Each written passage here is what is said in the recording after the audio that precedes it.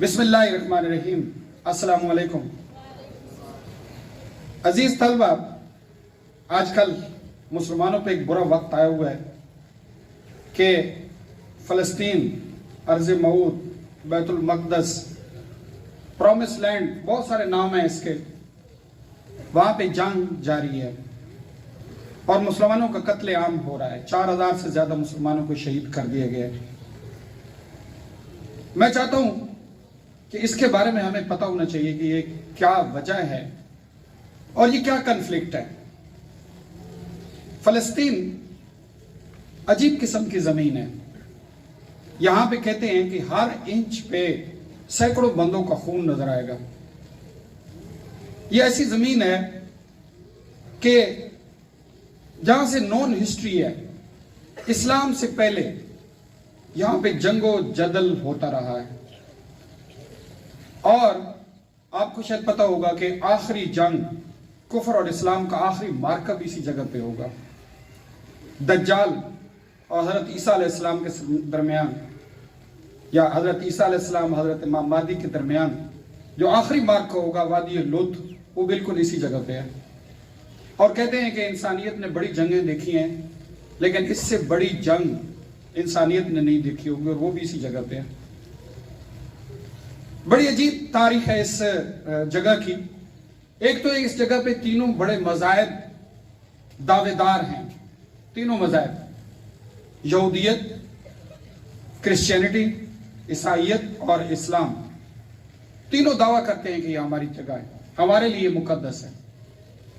عیسائی اس لیے دعویٰ کرتے ہیں کہ حضرت عیسیٰ علیہ السلام کی یہاں پہ پیدائش ہوئی، اور اسی جگہ پہ اس وقت کرسچین کا سب سے بڑا چرچ، سب سے بڑا تو خیر نہیں کہہ سکتے، بڑا اہم چرچ نیٹیوٹی کہتے ہیں، اس جگہ پہ موجود ہے۔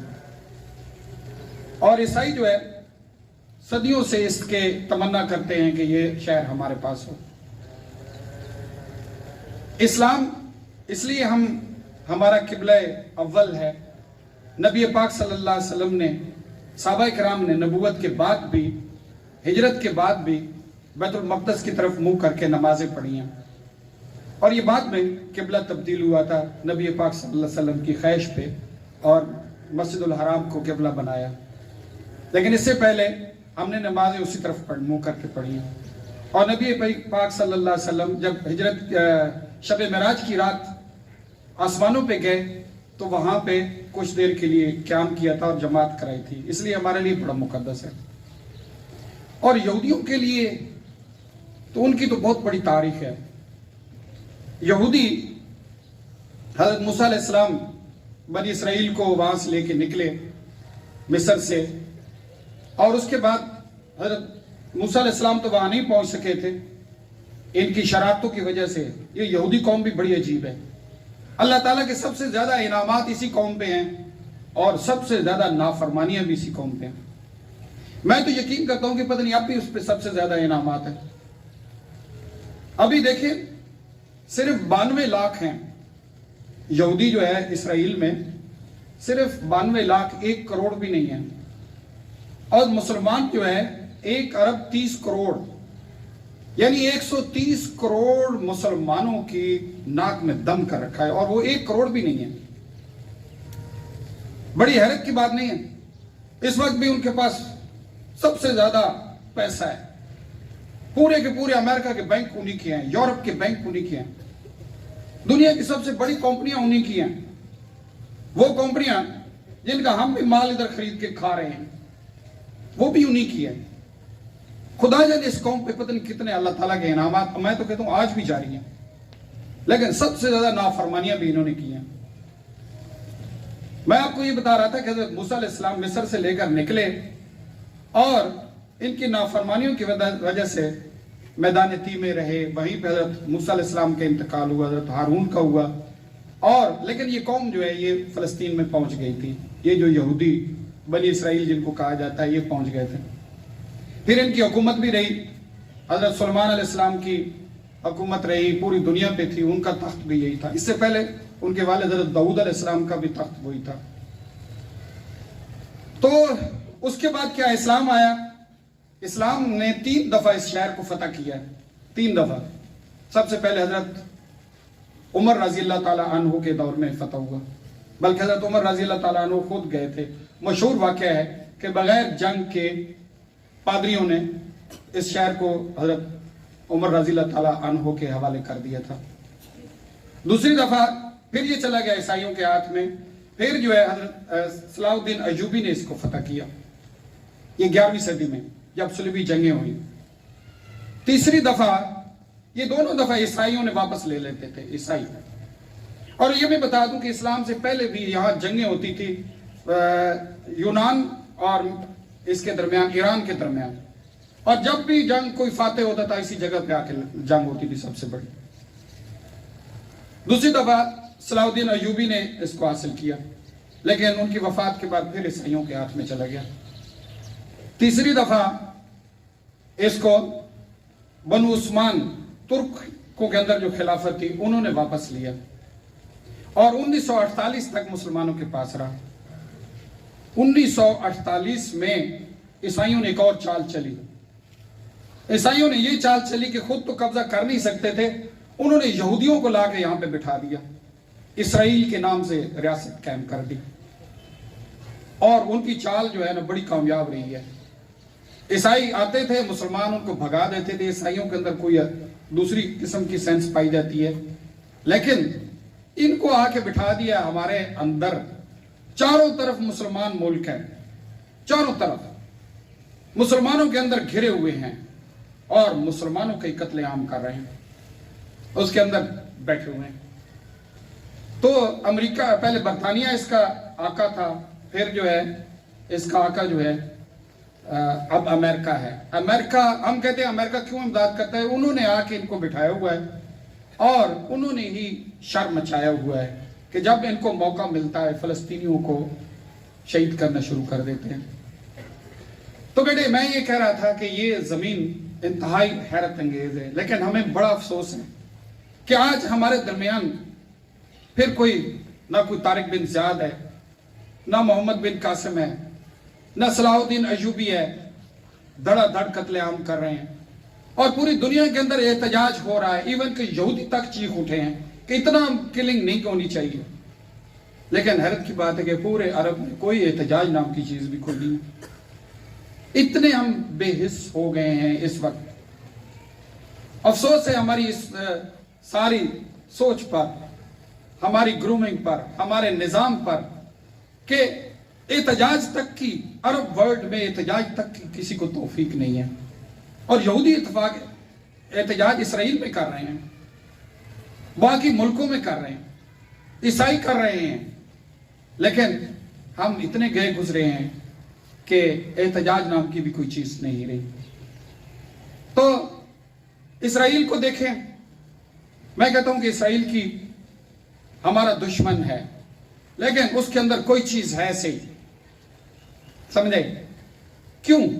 ہر وقت چوکنا رہتا ہے۔ وہ سلطنت عثمانیہ میں الطغرل آپ نے بھی دیکھا ہوگا کہ جب اس کو زمین ملتی ہے کہ کہتے ہیں کہ وہاں بڑے دشمن ہیں آپ کے، ہر وقت آپ کی جنگیں ہوں گی، الطغرل کہتا ہے کہ ہمیں تو ویسی جگہ پہ مزہ آتا ہے کہ جب دشمنوں کے درمیان ہوں تو ہم گھرے ہوئے ہوں تو ہم ہر وقت چوکنا رہتے ہیں، ہم ہر وقت جنگ کے لیے تیار رہتے ہیں، ہم ہر وقت جو ہے اپنی حکمت عملی بناتے ہیں کہ دشمن کے مقابلے میں، طاقتور دشمن ہے اس کے مقابلے میں ہم جاگتے رہیں اور طاقتور رہیں اور ان کا مقابلہ کریں۔ شاید یہ وجہ ہے کہ اس وقت بھی پوری دنیا کے اندر ان کا یہی کام چل رہا ہے۔